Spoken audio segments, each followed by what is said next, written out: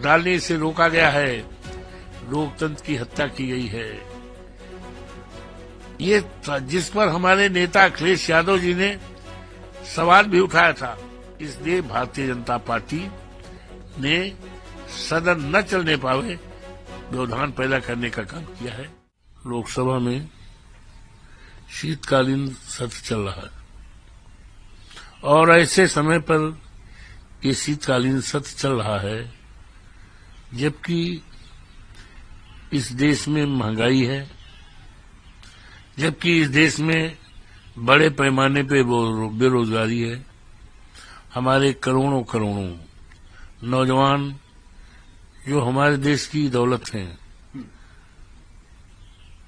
Wealth है, आज उनके हाथ में कोई काम नहीं है, पढ़े लिखे बेकार हैं, बड़ी बड़ी नौकरियों के लिए उम्मीदवार हैं, लेकिन करोड़ों लोगों के हाथ में आज सरकारी नौकरी नहीं है।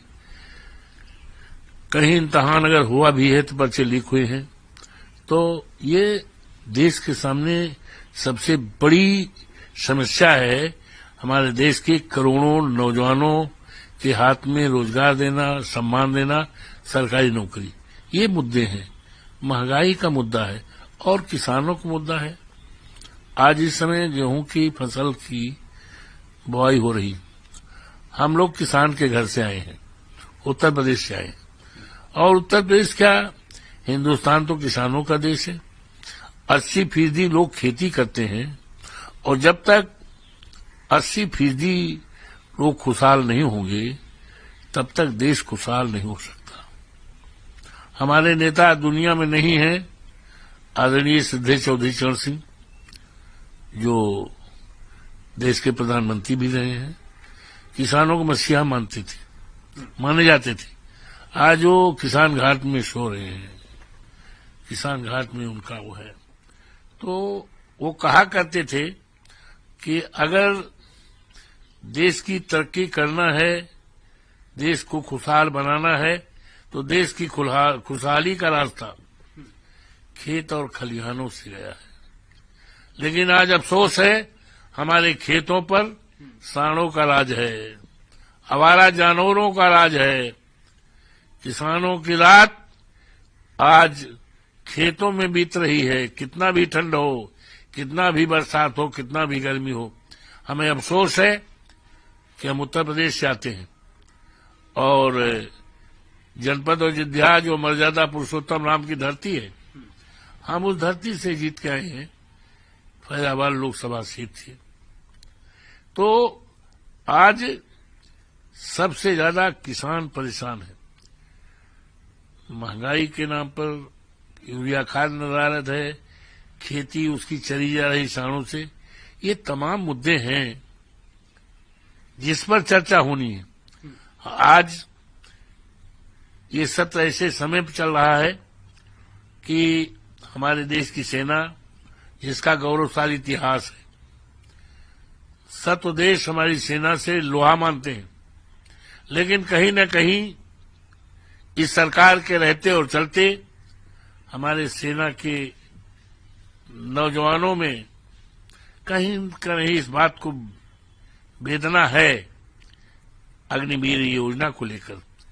4 साल की सेना, 4 साल की नौकरी सेना में, आज इस पर चर्चा होने की जरूरत है। और चर्चा कहीं दूसरी जगह नहीं, चौराहों पे चर्चा होने का कोई मतलब नहीं है। चर्चा होने का मतलब ये देश की सबसे बड़ी जो लोक तंत्र का जो मंदिर है, पार्लियामेंट है, देश की सबसे बड़ी पंचायत है, यहां पे चर्चा होने की जरूरत है।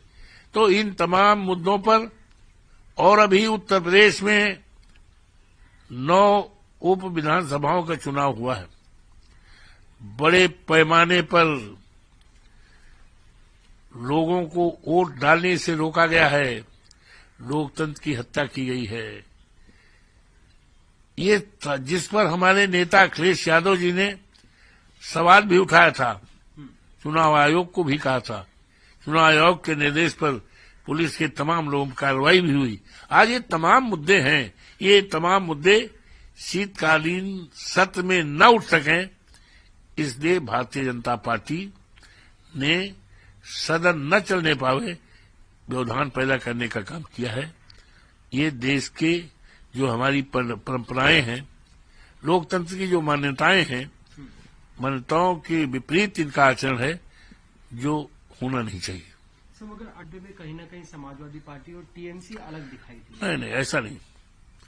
समाजवादी पार्टी या यूं कहिए इंडिया गठबंधन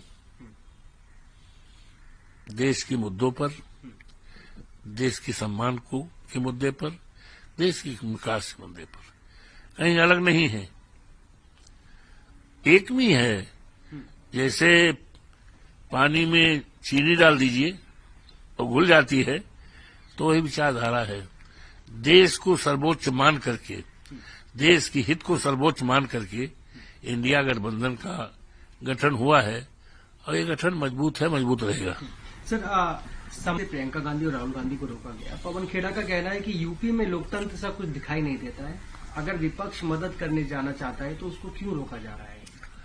देखिए, ऐसा है, संभल इस देश में आपसदारी और भाईचारा का संदेश पूरे देश में देता था, शांति का, लेकिन इसको बिगाड़ने का काम उत्तर प्रदेश की सरकार ने किया, उत्तर प्रदेश के पुलिस ने किया, पुलिस के वरिष्ठ अधिकारी ने, जिम्मेदार प्रशासनिक अधिकारियों ने किया, जिस बात को लेकर, और वहां पर आधे दर्जन के करीब लोगों की हत्याएं हुई हैं और 2 दर्जन से ज्यादा आज भी बहुत इंजर्ड हैं, प्राणघातक हमले हुए हैं, जीवन और जिंदगी और मौत से जूझ रहे हैं। उसकी तरफ सरकार का कोई ध्यान नहीं। सरकार अपनी असफलताओं को, अपने निकम्मेपन को छिपाने के लिए ये संभल की घटना कराई। संभल की घटना, संभल की जाति को देखने के लिए, अन्याय को देखने के लिए हमारे नेता माननीय अखिलेश जी ने, उत्तर प्रदेश के जो नेता प्रतिपक्ष हमारे हैं, माता प्रसाद पांडे, वो 2 बार विधानसभा अध्यक्ष रहे हैं, मर्यादित नेता हैं, सीनियर हैं। उनकी अध्यक्षता में 15 सदस्यीय समिति बनाया था, कमेटी बनाया था जाने का, उनको रोक दिया गया। हमारे नेता ने परसों लोकसभा में सारी बातें रखा और स्पष्ट किया कि सरकार की जिम्मेदारी, सरकार के अधिकारी दोषी हैं, दोषियों के खिलाफ कड़ी से कड़ी कार्रवाई की जाए और इस प्रदेश में माहौल बिगाड़ा न जाए, आपसदारी, भाईचारा, कानून का राज कायम किया जाए और जो निर्दोष उनके खिलाफ कार्रवाई की जाए।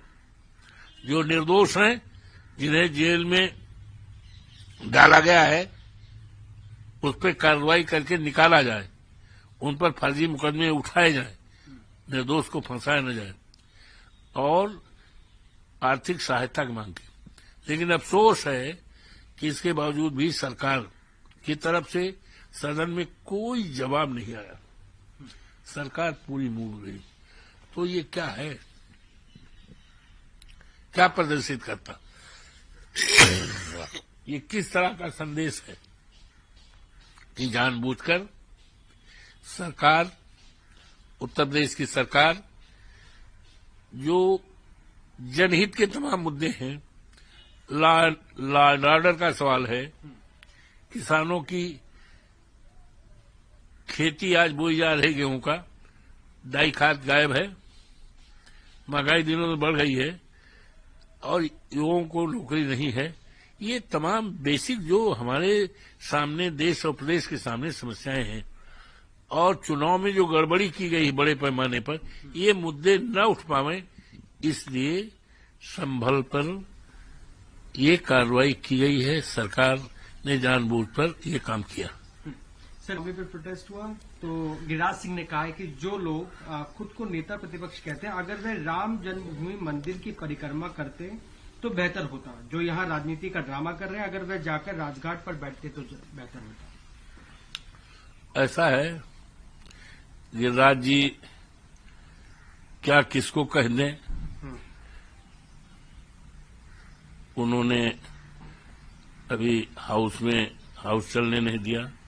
तो गिरिराज जी ऐसे सदस्य हैं लोकसभा में, सदन में, जो नहीं चाहते कि विपक्ष मान्यताओं परंपराओं के अनुसार अपनी बात रखे, जनता की समस्याओं के हल में मदद करे।